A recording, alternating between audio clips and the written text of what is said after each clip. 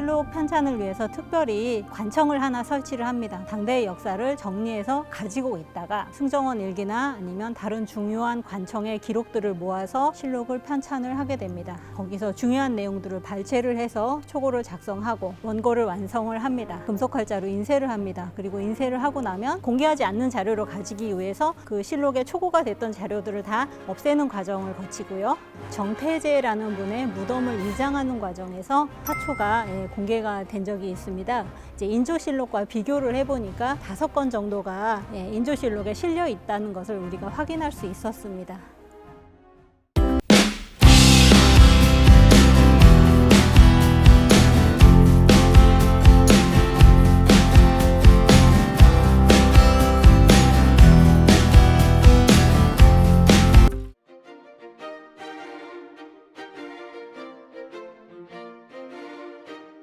안녕하세요. 저는 한국고전번역원에서 일하는 정영미라고 합니다.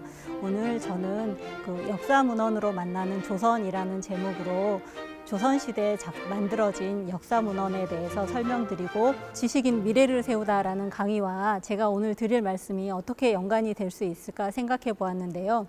우선 그 공자의 그 온고의 지신이면 가의의 사의이라는 말씀이 있듯이 옛 것을 잘 알고서 그것을 통해서 오늘날을 알면 다른 사람의 스승이 될 수 있다라고 얘기했듯이 과거를 잘 알고 그것을 통해서 현재를 이해하는 것이 바로 미래를 설계하는 그런 바탕이 될 수 있지 않을까 생각하고 말씀을 이어가 보도록 하겠습니다. 한국고전번역원이라는 기관에서 제가 일하고 있는데요.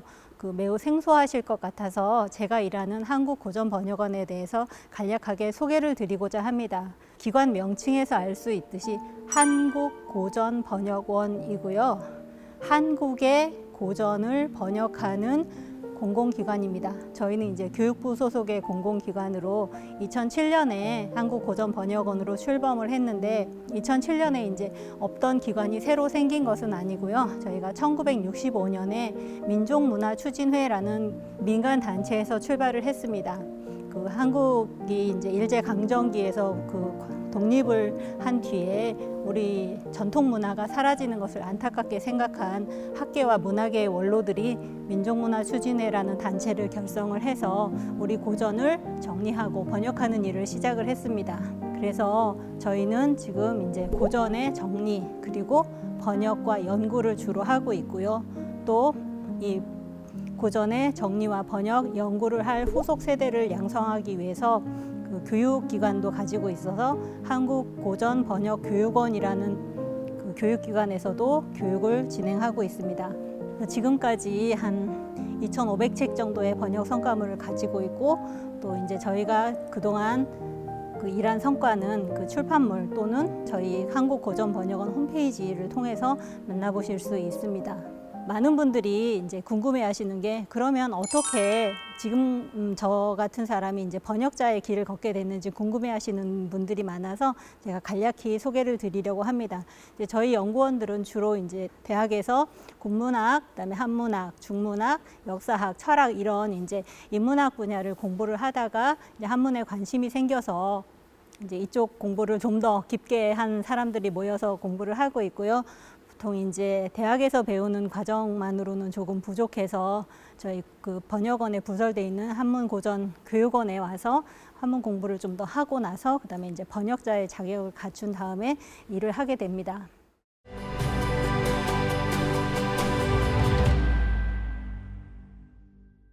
그러면 이제 본격적으로 역사 이야기를 해보도록 하겠습니다. 그래서 조선은 이제 여러분들 알고 계시다시피 우리나라는 그 세계 기록유산을 굉장히 많이 갖고 있는 나라 중에 하나입니다. 그래서 총 16종의 세계 기록유산을 가지고 있는데 그 중에 10종이 조선시대에 생성된 그런 기록물들입니다. 그 중에서 이제 역사 기록이라고 얘기할 수 있을 만한 것들이 잘 알고 계시는 조선왕조실록, 그리고 승정원 일기, 일성록, 그리고 비변사 등록, 그다음에 조선왕조의궤 같은 것들이 있습니다. 이제 이 중에서 이제 한국고전번역원에서는 조선왕조실록 그리고 승정원 일기, 일성록을 현재 번역을 진행하고 있습니다. 그래서 저 역시 저희 고전번역원에서 번역을 진행하는 이 세 종의 역사문헌을 중심으로 해서 말씀을 드리려고 합니다. 우리가 전통시대에 그러면 조선시대에만 역사 기록이 있었느냐? 뭐 그렇지는 않습니다. 잘 알고 계시다시피 삼국시대의 역사서로 삼국사기, 삼국유사 이런 것들이 있고요. 또 고려시대에도 뭐 고려사가 있었고, 그다음에 실제로 고려시대에는 뭐 각 왕대의 실록을 편찬했다는 그런 기록도 남아 있습니다. 삼국사기나 고려사와 조선왕조실록이 다른 점은 무엇이냐면, 삼국사기는 고려시대에 김부식이 편찬을 했잖아요. 고려시대에 전대의 역사를 편찬을 한 것이고, 고려사 역시 조선시대의 고려의 역사를 정리해서 편찬을 했습니다. 다만 조선왕조실록은 우리가 통칭으로 조선왕조실록이라고 얘기하고 있지만, 실제로는 태조실록부터 철종실록까지 각 왕대의 역사를 하나씩 실록이라는 이름으로 모인 것이 조선왕조실록입니다. 그래서 이제 그 삼국사기나 고려사 같은 경우는 전대의 기록이라면 조선왕조실록은 당대의 역사다, 이렇게 말씀을 드릴 수 있습니다. 그리고 이제 승정원 일기는 승정원이라는 그 국왕의 비서기관에서 매일매일의 기록을 정리한 것입니다. 그래서 이제 승정원은 지금의 이제 대통령 비서실이라고 제가 주로 말씀을 드리는데요. 왕명을 출납하는 그런 기관에서 매일 중요한 보고와 그다음에 왕의 명령, 그다음에 국왕의 공식 행사 이런 것들을 정리해서 매일매일 기록해서 남긴 것입니다. 그리고 일성록은 정조가 세손 시절에 개인의 일기로 작성하기 시작한 뒤에 정조가 임금이 된 후에는 임금 관점에 정리를 해서 규장각에서 정리를 해서 그것도 역시 정조가 세손 시절부터의 기록이 고종, 순종 때까지 남아 있습니다. 그러면 본격적으로 실록에 대해서 말씀을 드려보겠습니다. 실록 하면은 이제 글자 그대로 사실 실자와 기록할 녹자인데요. 그 실제를 기록하다 이런 뜻을 가지고 있고요. 동아시아에서 공통적으로 가지고 있는 전통적인 기록 형태입니다. 그래서 중국에서 이미 한 6세기쯤인 남북조 시대에 그 기록이 시작됐고요. 당대가 되면은 왕대별로 실록을 편찬하는 것이 제도화됩니다. 그래서 중국에서도 현재는 명나라 때의 각 임금 황제들의 실록과 청나라 때 황제들의 실록이 명실록, 청실록이라는 이름으로 남아 있습니다. 그리고 제가 아까 동아시아의 공통적인 역사 기록 형태다라고 말씀을 드렸는데, 우리나라뿐만이 아니라 이웃나라 일본에도 있고요. 그다음에 베트남에도 있습니다. 그러니까 좀 쉽게 말하자면 한자 문화권에서 가지고 있는 공통적인 역사 기록 형태이다, 이렇게 좀 봐도 될 것 같습니다. 그러면 조선시대에만 실록이 있었느냐? 그렇진 않습니다. 이제 고려시대에도 제가 앞에도 잠깐 말씀드렸다시피 실록을 기록했다라고 했죠. 그래서 고려시대에도 왕대별로 실록을 기록을 했고, 그것이 이제 고려시대에는 해인사에 사고를 두고 보관을 했었고요. 그리고 조선 초기에도 고려시대 실록이 남아 있었다는 기록이 조선왕조실록에 일부 남아 있습니다. 지금 이제 저희가 갖고 있는 실록은 조선 태조부터 철종까지의 25대 472년간의 기록을 가지고 있습니다. 궁금해 하시는 것이 조선은 고종 순종 때에 일제에 의해서 국망을 겪었는데 그러면 왜 고종실록과 순종실록은 없느냐, 이렇게 질문들을 하십니다. 실제로 고종실록과 순종실록도 물론 편찬은 되었는데요. 고종실록과 순종실록은 일제가 그들의 입장에서 편찬을 했기 때문에 저희가 조선왕조실록이라는 그 범주에는 넣지 않고 있습니다. 실록은 지금까지 이제 25대 28종이 남아 있습니다.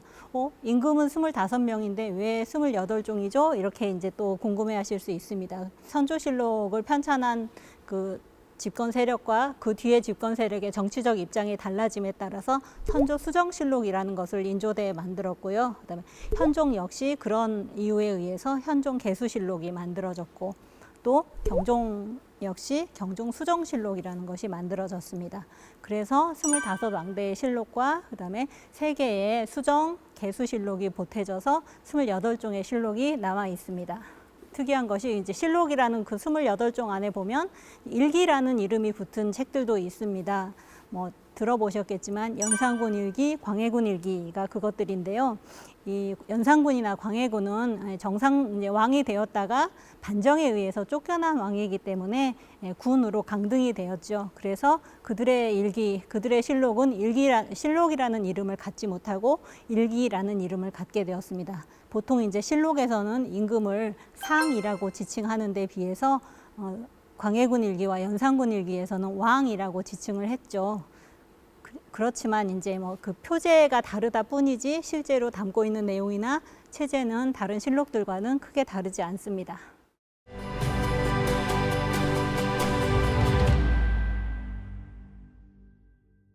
왜 조선실록이 명나라에도 있고 청나라에도 있는데 왜 조선왕조 실록만이 세계 기록유산에 등재가 되고 또 소중한 기록으로 인정을 받느냐 하는 부분을 말씀을 드려보겠습니다. 실제로 이제 그 태조실록부터 철종실록까지 실록은 비교적 일관된 편찬 원칙과 과정 그리고 그다음에 가장 중요한 것이 공개되지 않은 자료라는 특징을 가지고 있습니다. 공개되지 않은 자료라는 것이 어떤 의미를 가지냐면 명나라와 청나라도 실록을 편찬을 했다고 말씀을 드렸지 않습니까? 명나라와 청나라는 실록이 공개된 자료였습니다.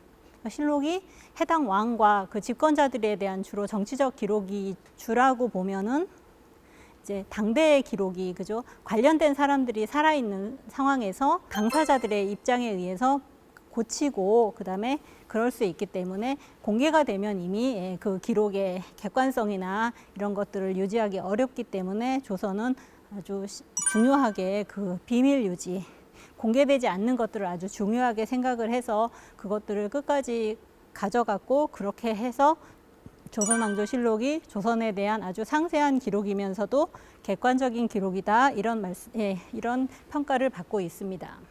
편찬 과정을 좀 살펴보겠습니다. 실록은 그 해당 왕이 죽은 다음에 편찬을 했습니다. 왕이 돌아가시고 나면 보통 5개월에 걸쳐서 장례를 치릅니다. 그럼 장례를 마치고 나서 실록을 편찬을 시작하게 됩니다. 그러면 이제 그 실록 편찬을 위해서 특별히 관청을 하나 설치를 합니다. 보통 실록청이라는 임시 관청을 설치하고 그다음에 그동안 실록 편찬을 위해서 준비했던 자료가 있습니다. 보통 우리가 사초 혹은 시정기라고 부르는데요. 역사의 초고 이런 뜻이죠. 그다음에 시정기, 당시의 정사를 기록한 것 이런 의미입니다. 그래서 춘추관이라는 역사 편찬을 전담하는 관청에서 실록 편찬을 위해서 당대의 역사를 정리해서 가지고 있다가 실록청이 설치된 뒤에 그 자료들을 모읍니다. 모아서 실록청을 설치해서 편찬을 전담하게 되는데요. 실록청 관원 역시들도 춘추관의 관원을 지낸 사람들만 실록청 관원이 될 수 있습니다. 그래서 그들이 자료를 모아서 당연히 사초와 시정기가 포함될 테고 승정원 일기나 아니면 다른 중요한 관청의 기록들을 모아서 실록을 편찬을 하게 됩니다. 그래서 자료를 수집한 다음에 거기서 중요한 내용들을 발췌를 해서 초고를 작성하고 그리고 그것을 다시 검토하고 교정을 보는 과정을 거쳐서 원고를 완성을 합니다. 그 다음에 이제 실록은 인쇄 과정을 거치게 되는데요. 보통 조선왕조실록은 4부 혹은 5부를 그 편찬을 했다고 우리가 알고 있는데 그 4부 5부를 편찬하기 위해서 금속활자로 인쇄를 합니다. 그리고 인쇄를 하고 나면 실록을 작성하기 위해서 만들었던 자료들, 특히 사초와 시정기 그리고 실록의 초고들은 모두 세초라는 과정을 거치게 됩니다. 세초는 초고를 물에 씻는다는 의미입니다. 이거는 2가지 의미를 가지고 있는데요. 첫 번째는 실록이 완성됐고 실록을 그죠? 공개하지 않는 자료로 가지기 위해서 그 실록의 초고가 됐던 자료들을 다 없애는 과정을 거치고요. 그다음에 또 하나는 종이를 물에 씻어서 이 종이 자체는 재활용하게 됩니다. 그래서 지금도 이제 세검정에 아시죠? 서울의 세검정에 가면 차이람이라는 곳이 있는데요. 거기서 세초가 이루어지고 그다음에 그 세초가 끝난 그 초고 원래 종이들은 그 근처에 있는 조지서라는 곳으로 옮겨서 종이를 재활용하게 되었습니다. 그리고 나서는 이제 이 실록을 소위 사고라고 하는 곳에 보관을 합니다. 그래서 사고는 이제 전에는 이제 서울의 춘추관에도 물론 있었습니다. 그렇지만 이제 조선이 워낙 여러 차례 병화를 겪었기 때문에 임진왜란 이후에는 그 아주 사람의 발길이 닿지 않는 깊은 산골에 사고를 설치하고 거기다가 이제 실록을 보관하게 됩니다. 그래서 여러분도 아시다시피 4대 사고라고 하는 태백산, 그다음에 무주 적상산, 그다음에 이제 강화도의 만이산, 평창의 오대산 이렇게 4곳에 사고를 두어서 보관을 하게 됩니다. 그리고 이제 또 하나 이제 실록의 특징이라고 할 수 있는 것이 실록을 편찬하는 과정이 실록청 의궤라는 책에 고스란히 남아 있습니다. 그러니까 실록을 다 편찬이 끝나면 우리가 실록청 의궤를 만들기 위해서 다시 의궤청이라는 관청을 설치해서 그곳에서 실록 편찬의 전 과정에 오고 간 문서들을 정리하고 그다음에 참여한 인원들을 정리하고 소용된 물품까지 다 정리를 해서 만들게 됩니다. 그래서 실록청은 이게 지금 남아 있는 것을 보면은 어떤 원칙으로 만들고 어떤 원칙을 가지고 교정을 보았는지 하는 중요한 법례라고 하는 편찬 원칙에서부터 시작해서 그다음에 편찬 책임자에서부터 각종 인쇄에 참여한 공장, 그리고 그 사이에서 심부름한 사령, 고지기, 다모, 차심부름한 다모의 명단까지 아주 자세하게 들어 있습니다.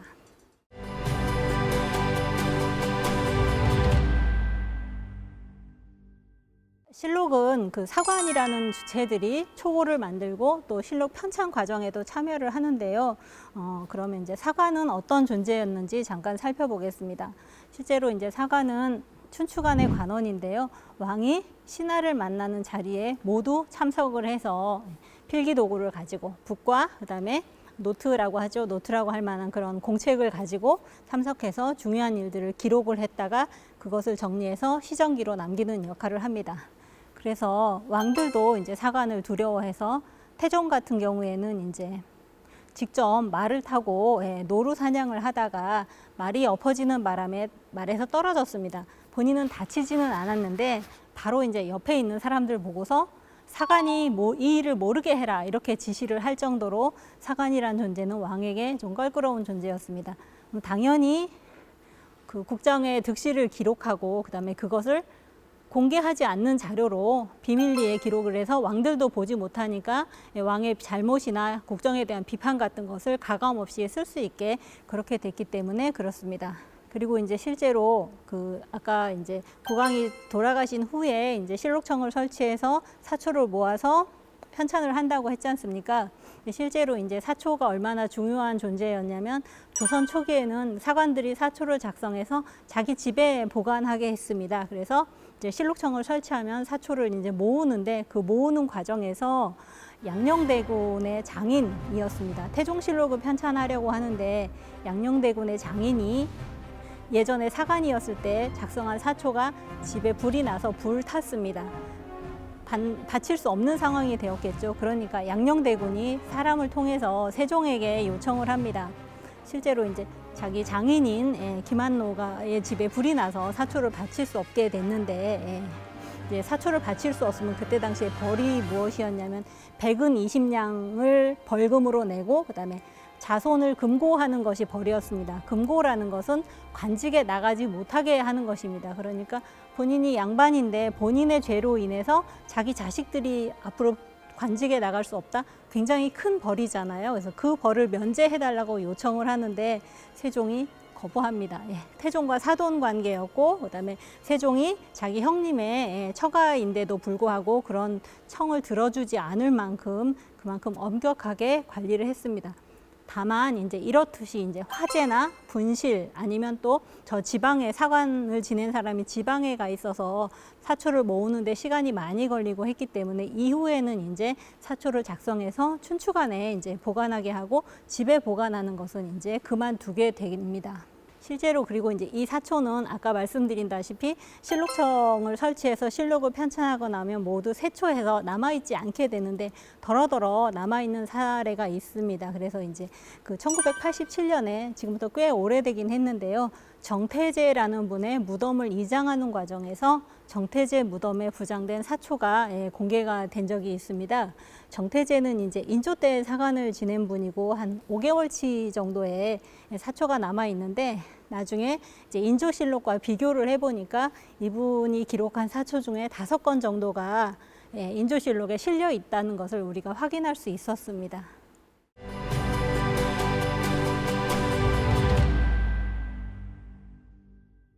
아까 이제 사초는 비공개 기록이다 그랬잖아요. 사실 그래서 이제 그 객관적인 기록, 그다음에 당대 의정자를 두려워하지 않는 그런 기록들, 소위 말하는 직필이라는 것이 가능했는데요. 실제로 이런 과정에서 여러 번의 어려움이 있었습니다. 실록청에 참여한 사람들은, 실록 편찬에 참여하는 사람들은 어쨌든 그 실록의 내용을 알게 되고 바로 전에 임금의 실록이지만 사실 임금만 죽었다 뿐이지 그 당시에 그 의정자들은 그냥 살아있는 경우들이 많잖아요. 그래서 이제 일어난 것들이 여러분 잘 아시는 무사화라는 것들이 일어났습니다. 그래서 연산군대 성종실록 편찬 과정에서 그 김일손이라는 사람이 자기 스승 김종직의 조의제문이라는 글을 실었는데 그것이 세조의 찬탈을 비난하는 그런 의미를 담고 있다 해서 이것을 이극돈이라는 사람이 연산군에게 이야기를 하게 됩니다. 사실 이야기를 하면 안 되는 비밀 사안인데 이야기를 하게 돼서 이것이 그냥 정치적 사건으로 비화되어서 그 김일손과 그다음에 김종직의 제자들을 묶어서 정치적 세력으로 묶어서 탄압하는 그런 사건이 일어났습니다. 그래서 이제 이런 사건이 일어나면 그 다음에는 이제 사실 역사적인 사실에 대해서 우리가 이제 취할 만한 것들은 왜 그런 일이 일어났는지 확인하고 그다음에 다시는 그런 일이 일어나지 않도록 이제 재발 방지를 위한 대책을 마련하는 것도 중요하잖아요. 그래서 이제 연산군은 이제 중종 반정을 통해서 정권이 바뀌고 나서 중종은 다시 이제 실록 편찬 과정에서의 그런 비밀이 누설되어서 문제가 되는 것들을 방지하기 위해서 그 실록을 편찬하는 과정에서 비밀을 누설하게 되면 본인은 그 당사자는 그 노비로 삼고 자손들은 금고한다. 아까 말한 대로 자손들은 관직 지출을 못하게 한다. 그리고 이 조치는 사면령을 거쳐도 용서받을 수 없다. 이렇게 아주 강력하게 이야기를 합니다. 그래서 이제 이런 과정을 통해서 여러 사람의 그 시행착오와 그에 대한 반성을 통해서 어쨌든 우리가 실록이라는 책이 하나의 형태를 가지고 당대의 역사를 직필하고 그것을 고스란히 실록에 남겨서 전할 수 있게 그렇게 되었습니다. 그래서 실록은 이제 편찬을 하고 나서도 이제 춘추관에 모시고 그다음에 사고에 모셔서 국왕도 볼 수 없는 자료였습니다. 그래서 세종도 우리가 이제 성군이라고 알고 있는 세종도 실록을 좀 봤으면 좋겠다라고 얘기했지만 거절당했고요. 그렇기 때문에 이제 왕들도 볼 수 없는 기록이기 때문에 기록자가 소신을 가지고 이제 역사를 기록할 수 있게 되었습니다. 또 하나가 이제 아까 말씀드린 대로 이제 그 선조 수정실록이나 개수실록 같은 것을 만들었어도 실록은 그러니까 그런 것을 하게 됐어도 원본인 실록을 그대로 두고 별도로 만들었습니다. 그래서 지금도 선조실록이 남아있고 선조수정실록이 남아있고 현종실록이 남아있고 현종개수실록이 남아있습니다. 그래서 비슷한 기사가 실리기도 하는데 서로 입장을 달리해서 실리기도 합니다. 그래서 이제 실록의 가장 큰 특징이 내용을 후대에 어떤 정치적인 상황이나 이런 거에 의해서 다시 편찬을 하더라도 원본을 손대지 않고 그대로 두고 만들었다는 것이 이제 우리가 객관적 기록이라는 입장에서의 평가를 받을 수 있는 그런 부분입니다.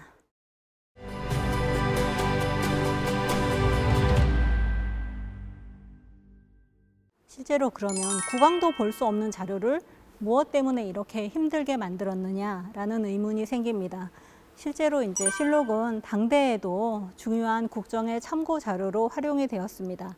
당연히 이제 나라에 큰일이 있으면 당연히 이제 그 서울의 관청에 있는 주로 기록들을 갖다 보았겠지만 예를 들면 왕세자가 대리청정을 한다. 이런 일은 사실 조선시대에 걸쳐서도 몇 번 없었던 일입니다. 가깝게는 뭐 수십 년 전, 멀게는 뭐 100년이 넘은 일을 확인을 해야 되면 지금처럼 자료를 열람하기 쉬운 상황이 아니기 때문에 이제 그럴 때 가장 보기 좋은 자료가 바로 실록입니다. 그러면 실록을 어떻게 활용을 하느냐.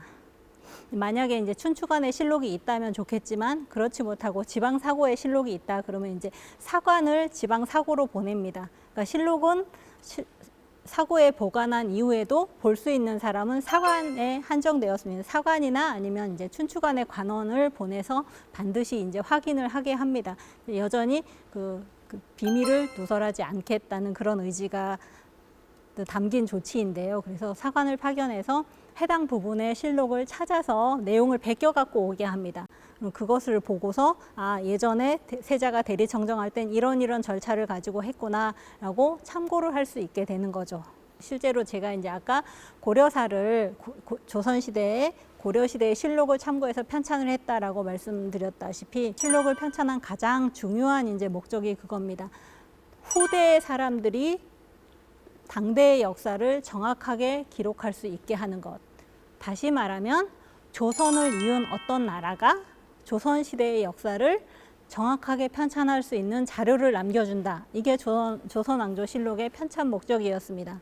다만 이제 불행하게도 조선은 이제 일제 국권을 빼앗겼기 때문에 일제 시대에 조선이 고려의 역사를 편찬했던 것처럼 그렇게 조선 시대사가 정상적으로 편찬되지는 못했지만 그런 목적을 가지고 편찬이 되었고 또 그런 목적을 가지고 기록을 했기 때문에 지금까지 잘 남아서 우리가 지금도 조선시대를 연구하는 데 있어서 가장 중요한 역사 자료로 활용할 수 있게 되었습니다.